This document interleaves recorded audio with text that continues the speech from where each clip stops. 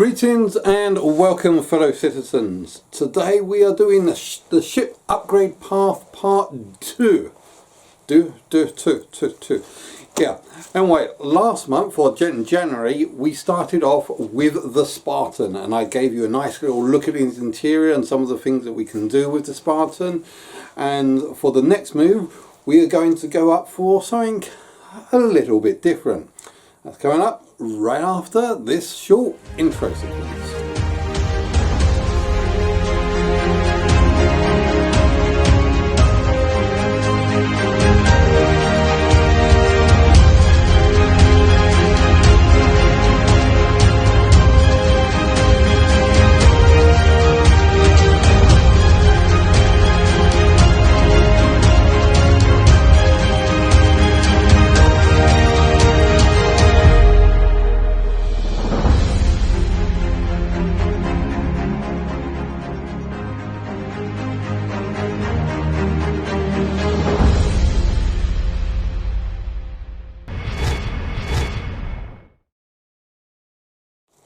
Okay, just to give you a little bit of a heads up, what exactly is the ship upgrade path that I'm currently doing? It's a tiny little project that I started at the beginning of the year.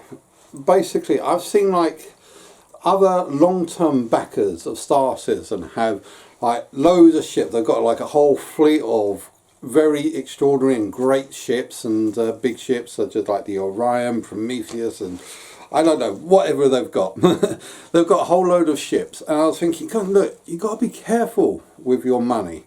You don't have to fork out thousands and thousands of pounds just to get these ships. And the guy told me, no, I didn't fork out thousands and thousands of pounds. I've been a backer since for 7-8 years. And I only just did like a little bit each year. And now 7 or 8 years later, I seem to have a massive fleet. And I thought about that and thought, well, yeah. I mean, when I first started in 2020, I bought the Aurora for the starting price of about 40 odd quid. And now coming up to the first year in, I've bought the 400i. And yeah, because I really wanted the 400i.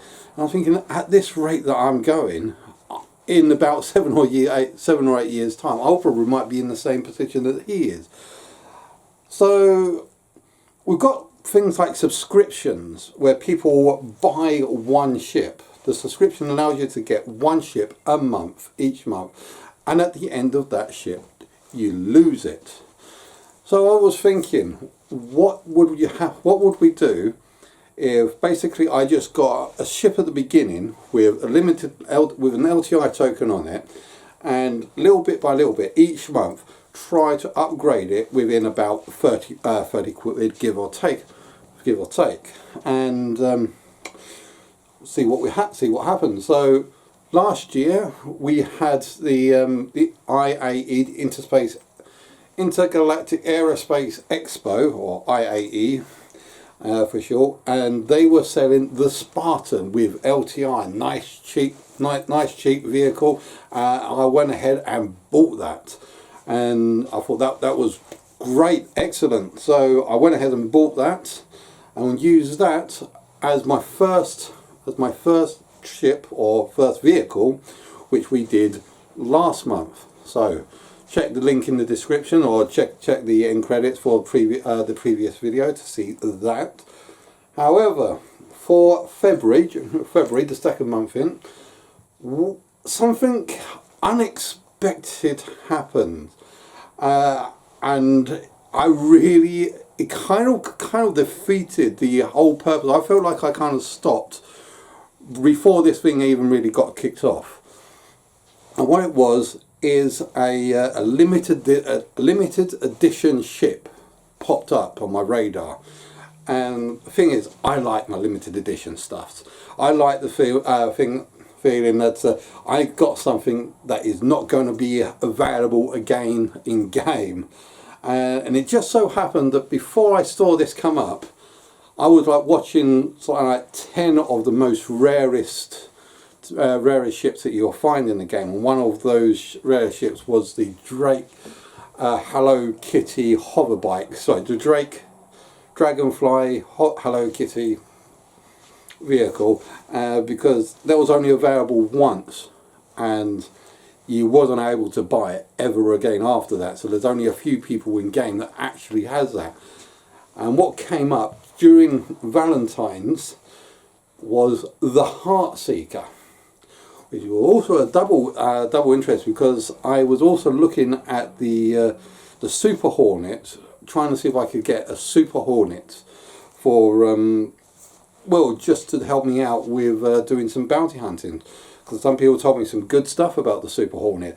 And what the Heart Seeker limited edition was a sort of skin colour change for, or an alternate version of the Super Hornet. So I had to get it, and I upgraded the Spartan, because it was well I had to pay a little bit extra, but it was mostly within the price range for the that we was doing for this upgrade challenge.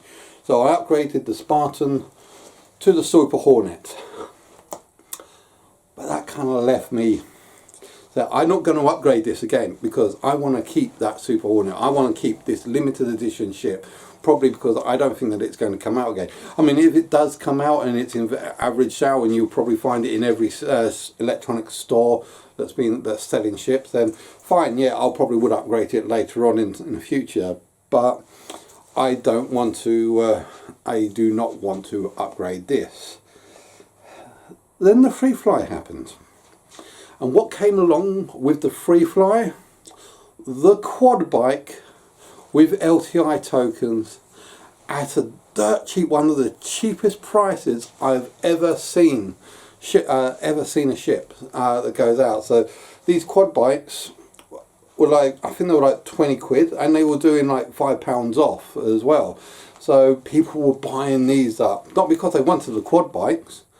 People were buying these up because they wanted the LTI tokens. And yeah, so right, those LTI tokens are what sells it. We want our LTI tokens, and we got these quad bikes that are one of the cheapest vehicles we have ever seen to date. Probably the cheapest vehicle in game at the moment. So I bought 3 of them. So I got 3 of these quad bikes, so that we can upgrade these in case we come to another situation where I've upgraded it and say, no, I want to keep that ship, I do not want to go any further. So we've got these quad bikes now, 3 quad bikes that we can follow these through on the upgrade path. So let's see how these are doing. First, let's have a look at the Heart Seeker. Let's have a look at the Heart Seeker F17 Super Hornet limited edition Heart Seeker. It's a piece of pants. It was. I originally wanted this ship as like a as another bounty hunting ship. Allows me to do VHRTs or maybe finish up some ERT missions. Nah. The good thing, I'll give you a start off with the good thing about the Super Hornet, and also the Heart Seeker, because they are pretty much the same thing. Good thing about the Super Hornet is that you can, although it starts off with 4 weapons, you can mix and match up some of the turrets, because you've got a special turret up at the top that you can replace with a different turret. And also you can put in a nose turret, which severely degrades these. So the nose turrets, you've got 2 size 1s at the front. The wings are size 3, but you should gimbal them down to size 2. And there is a reason why you should gimbal them down to size 2. And the top turret, if you have one single one, it can be a size 5 cannon. But you gimbaled it to, putting in that special turret at the top goes down a considerable size, and it gives you 2 cannons instead. Now I put out for the maximum loadout of weapons of six different guns. So I put 2 sucker punches on the front nose, and as the wings were gimbaled down to size 2, from size 3 to size 2, I put Omni Sky 6 on all of the, on the rest of all the put Omni Sky 6 on all of the rest of the weapons. So basically, the reason that you need those wings to have the gimbals is simply because when you try shooting them without gimbals, they go outwards. They don't shoot at your target. I mean, it is very hard to hit anything with those wings if they're not gimbaled. So gimbal them down so that they actually shoot to the center of the screen rather than out to the side. And it's even worse if you've got your gears down, because basically the wings move. So the wings actually slide backwards and forwards depending if your landing gear is down. And if your landing gear is down, they shoot to the side. But when they are in proper spread and fighting, they do shoot partially forward, but they do not center on your central targeting.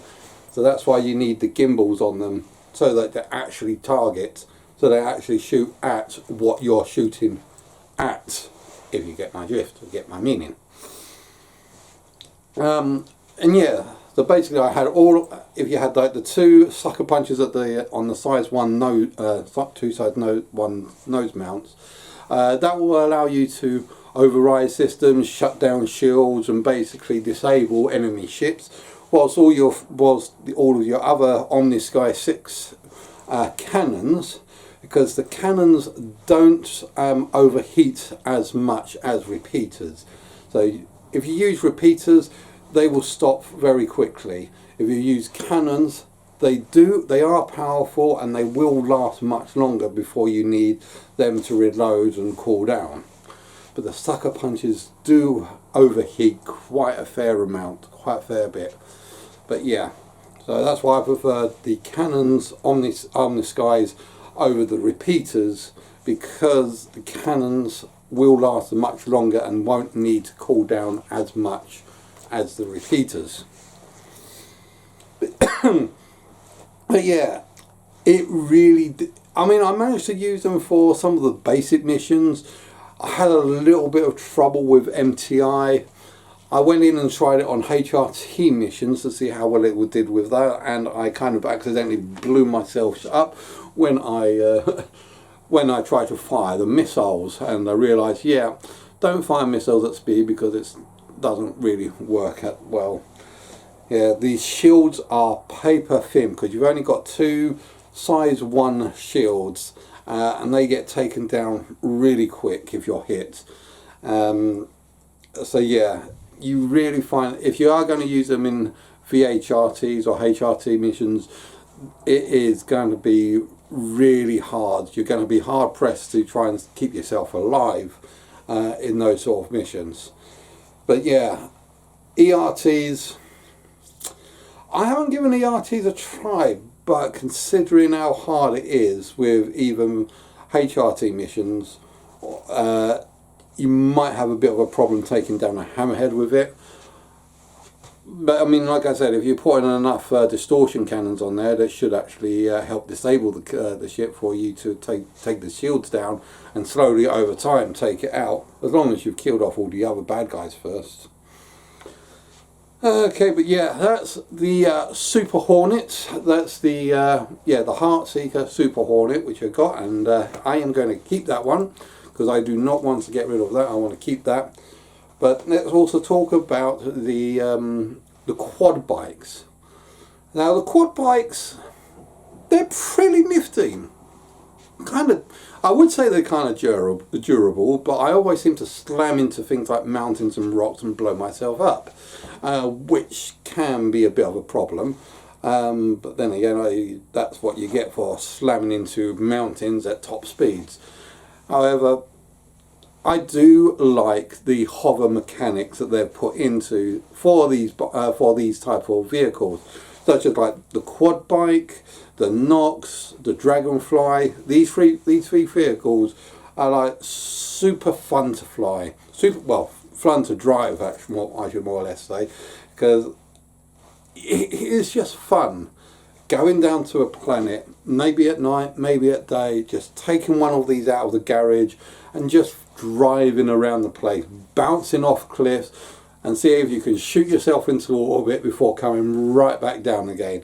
In fact, even as you can see here behind me, I managed to drive one of them right out of the front of a C2 and land pretty nifty on the moon. Haven't tried it on an actual planet surface where there's decent gravity or not, but we'll have to see how things go. But yeah, it does have a little compartment at the back where you can store stuff in, so there's no actual racks. I think there was talk about that it's supposed to have racks so that you can store a gun, but instead of a racks, it's actually got a compartment on either side that you can put your equipment in and just store it there, just for you to be able to take it out at a later point in time. But yeah, as I said, fun little things that you can use. Maybe if you want to throw a couple of them into the back of the C2, you can call these from space stations and fly them around in space, as they're using gravlev technology. But there is no quantum drive, so you can't boost them off. You can, however, like I said, fill up the interior of a C2 or A2, and then just use it to deploy loads of troops to an enemy location. That would be quite cool, actually, to see a space battle like that. That is one thing that I would like to do, is they go on like an ERT mission or a VHRT mission with a C2, and about like 20 odd people downstairs on their quad bikes, and just like going out. Well, don't know if the quad bikes actually got weapons. I'll have to double check. If it has weapons, you'll see it up here. But yeah, if you put them on like quad bikes or the Nox or the Dragonflies, which I know do have weapons, and you try and see if you can take down a hammerhead with a squadron of 20 people, that would be quite cool or interesting. A little space battle with bikes, space hover bikes. Cool. Okay, well, that is that for today. I hope you've enjoyed watching this as much as I've done in creating this. Guys, give me a little comments down below what you think that we should do. I'll put up here behind me some of the possible upgrades that we're going to go through, from doing the upgrades to going for the upgrades for one of the quad bikes to one of these behind me. So if you've got anything in particular you might find interesting, let me know. I'll be doing that within like the next week or so. But thanks very much for watching. Don't forget to like and subscribe, and I'll see you guys out there.